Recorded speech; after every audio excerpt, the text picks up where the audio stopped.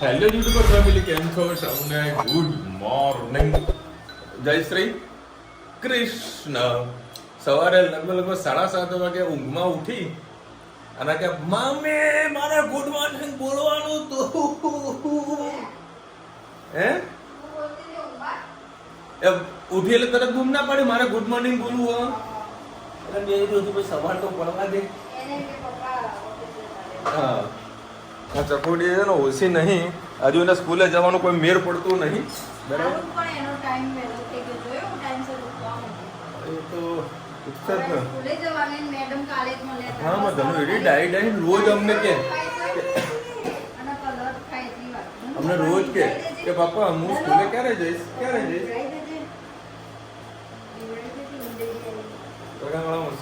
Anyways ભાઈ, કાલે મંગળવાર અને કાલા પર જવાનું છે ભાવનગર.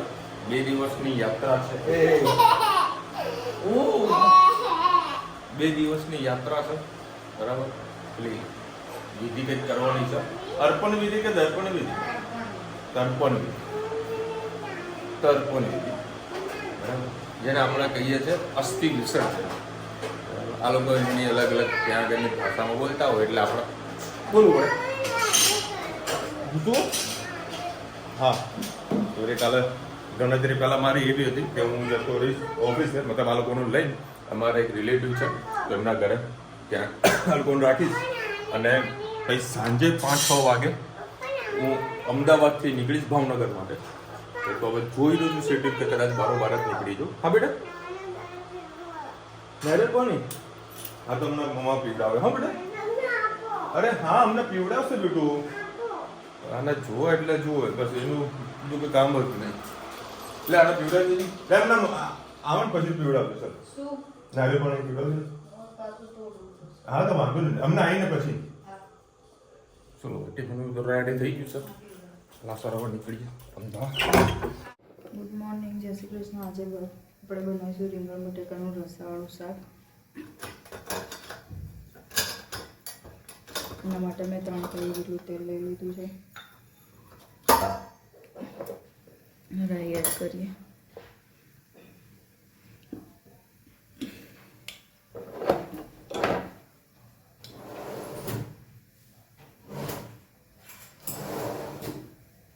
રાઈ થઈ જાય એટલે આપણે જીરું,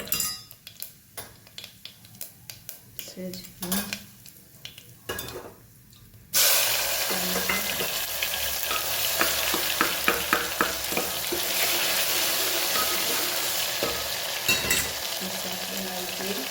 એડ કરી સાથે મસાલો કરવાનો છે. બપોરે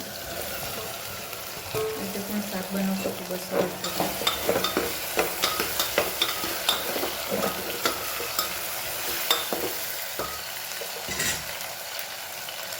રીતે મસાલા કરી લઈએ. સેજ હળદર, ધાણા,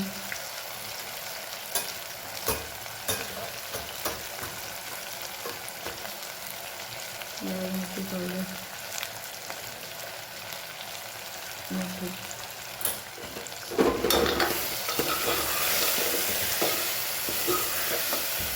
મિક્સ કરી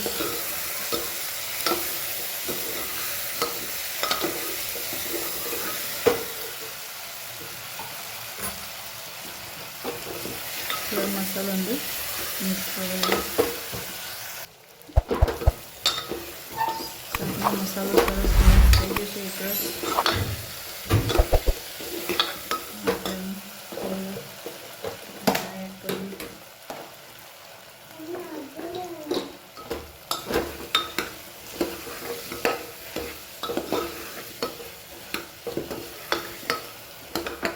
મરચું ઓછું છે તો એડ કરીએ.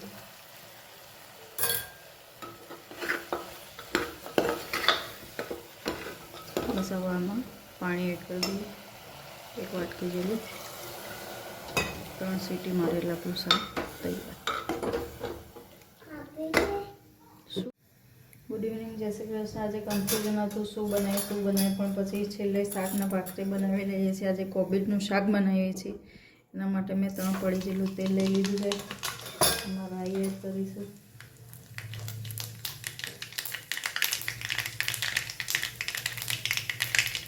ફ્રાય થઈ જાય એટલે જીરું, કોબીજ કટ કરી હતી એડ કરી દઈએ. ધોઈ લીધી છે મેં કટ કરીને. હવે કુકરમાં સીટીની વગાડી આજે બેઠી જ મૂકીશું. ટામેટાં અને મરચાં ઉપરથી નાખીશું કદાચ, એના લીધે સબ્જી પાકે નહીં એટલે. ધાણા જીરું, હળદર અને મીઠું એડ કરીએ.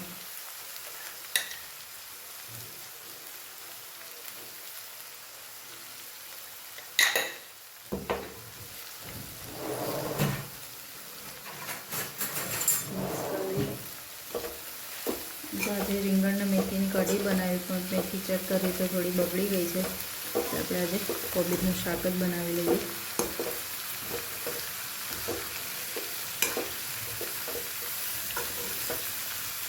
તમારે લસણ નાખવું હોય તો નાખી શકો છો, મેં નથી એડ કર્યું.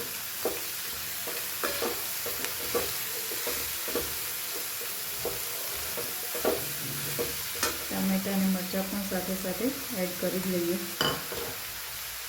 દાળ પણ ધોઈને નાખી દઈએ.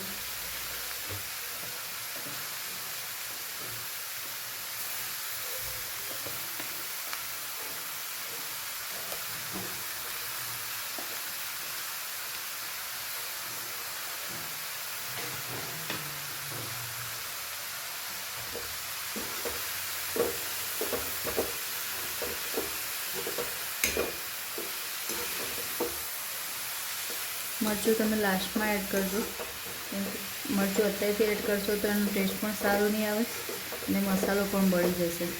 હળદર એડ કરી છે એટલે હળદરના મીઠાથી સરસ કલર પણ આવશે. અને છેલ્લે મરચું એડ કરજો.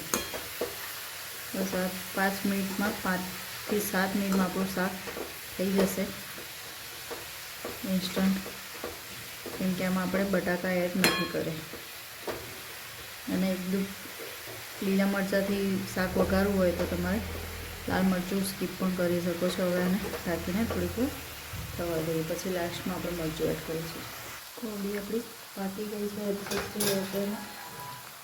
લાલ મરચું એડ કરી દઈએ, મિક્સ કરી દઈએ.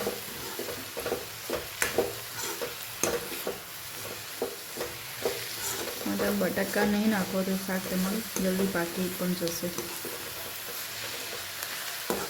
સરસ આપણું કોબીજનું શાક થઈ જાય. આવજો, જય શ્રી કૃષ્ણ.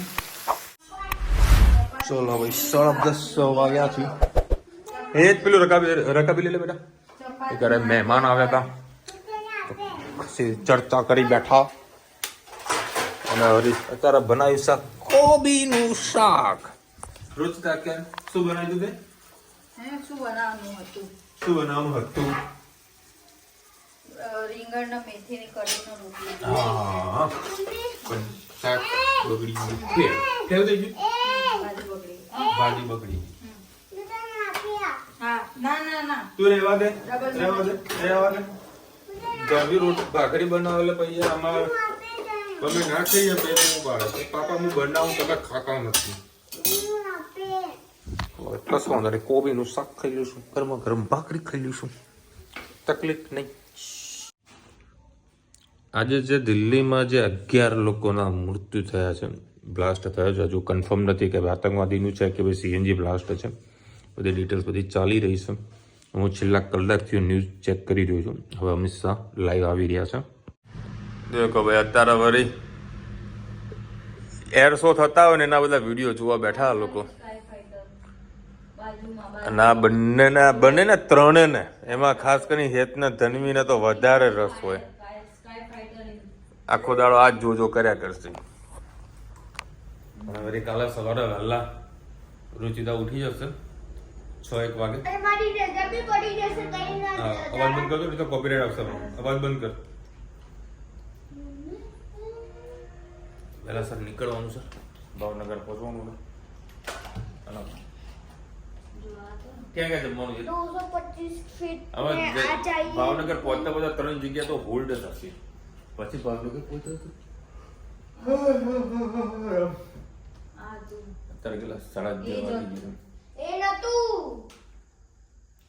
અલકાબેન લખીને જે જો આ તો ઘણા બધા લોકો કહેવાય કોમેન્ટ કરી છે તો સોલર સાફ કરતા નથી આવડતું, ફ્રી હોય ત્યારે કરીને વિશાલભાઈને ઓફિસમાં વર્ક ટ્રાવેલિંગ કરે તો આખો દાડો કામ કરાવડાવે.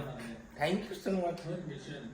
ભરતભાઈ લખી રહ્યા છે આ બધું ઘરનું કામ રુચિતાને કરવાનું, વિશાલભાઈ આરામ કરો, થોડા વિચાર કરો. એવું કાંઈ સર નહીં. હું તો સન્ડે મારી જે ટાઈમમાં ઉઠવાનો હોય ઉઠી જાઉં છું 8 વાગે. બરાબર, સન્ડે હોય ચાહે મંડે હોય પણ આપણા ટાઈમ પર પહેલા છે ઉઠી નીકળી જઈએ છીએ. ઘરે કામ થોડું ઘણું કરાવવું પડે. શું બોલો? બરાબર ને? કરાવવું પડે.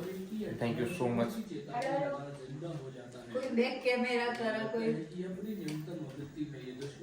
બધા ઘરમાં કામ કરતા હોય પણ વિડીયોમાં ના કહેતા હોય. બરાબર, આપણે તો બધું જે હોય ને જાહેરમાં કહીએ છીએ કે ભાઈ આવું આવું આપણે કામ કરીએ છીએ. આપણે કોઈને કશું છુપાવતા નથી. સ્વેચ્છાએ ઘણો પ્રેશરથી ઘણો બ્લેક મની નહીં, બ્લેકમેલિંગ કહેવાય ને એવું કંઈક કહેવાય ને એનાથી કહેવાય. હમણાં બ્લેક મની વધારે યાદ આવે. ધંધાદારીમાં કરે એવું જે તમે સમજો કરવું પડે. પરણેલા છો તો હિંમત રાખજો. એવું ગુજરાતી નાટક જોઈ લો છો બધાએ. જે ના જોયું હોય ને તો જોજો સાહેબ, બહુ સરસ મજાનું ગુજરાતી નાટક છે. પરણેલા છો તો હિંમત રાખજો. હું ગુજરાતી નાટક બહુ જોઉં છું તો પહેલા, હવે સેટિંગ નહીં થતું. ચલો મળીશું નવા વિડીયો સાથે, નવા મોજ મસ્તીની સાથે. ત્યાં સુધી અમને આપણે જય હિન્દ, ભારત માતા કી જય. અને વિડીયો ગમે તો ફટાફટ લાઈક કરો, શેર કરો, સબસ્ક્રાઇબ કરો, અને રાધે રાધે.